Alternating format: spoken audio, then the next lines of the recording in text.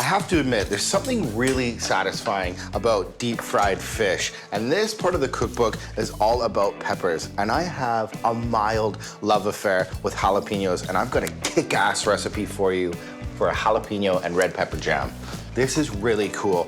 I'm soaking the catfish in buttermilk because this is all about fried catfish. And the buttermilk has a little bit of acid in there. The acid tenderizes the meat, and this beauty is ready for a fry. Now, typically, a relish is a really tasty condiment served with plain food.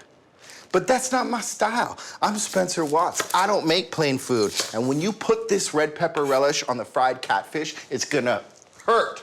It tastes so good. Mine's really simple. It starts with onions, peppers, garlic, and spicy jalapeno.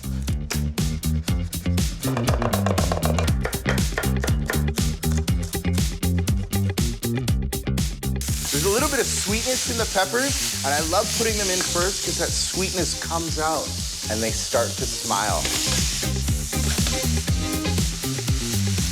And in with the rest of these soldiers.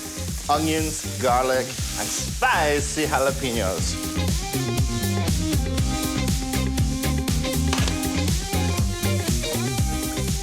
Just give it a minute, let it chill out. It'll give it a chance to just have a nice hug.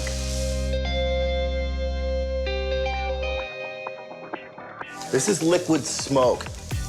Whew, smoky. Just a couple drops and you're in smoke heaven.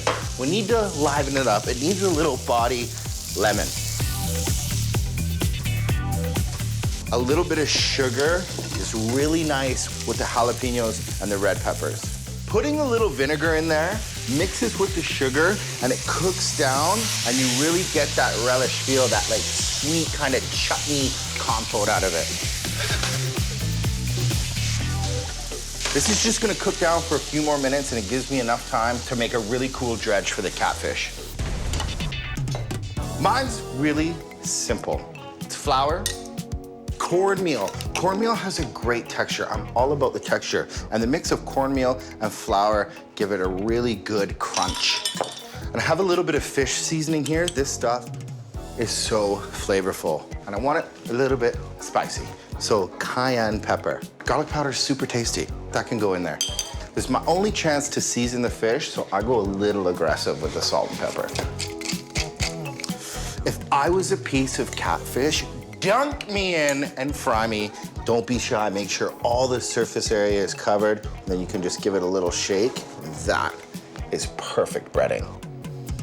I've made a complete mess of myself. There's a really good tip to know if your oil's hot for frying, and I just put my entire hand in there, and if it explodes, I'm totally kidding. This is a really good trick. I just take some buttermilk, and if these bubbles come up, pop, pop, pop, pop, pop, pop, pop. You're ready for catfish fry.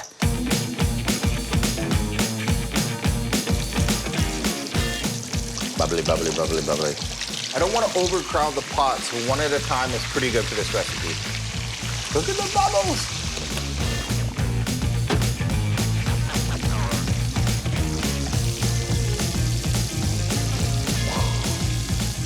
Look at that piece of catfish. Just a few minutes, you get a nice crust on it, and I can really smell that cayenne and that fish seasoning. One more to go.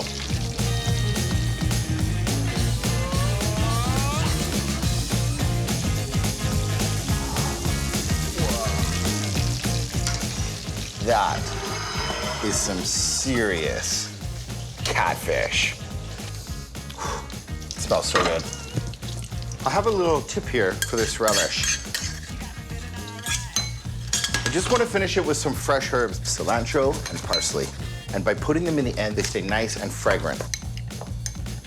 Check yourself before you wreck yourself.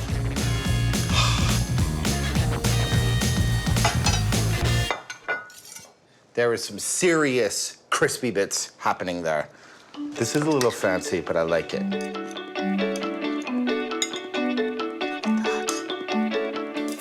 I just really like adding fresh lemon, especially with the peppers. It just gives it a little zing, and now I can taste.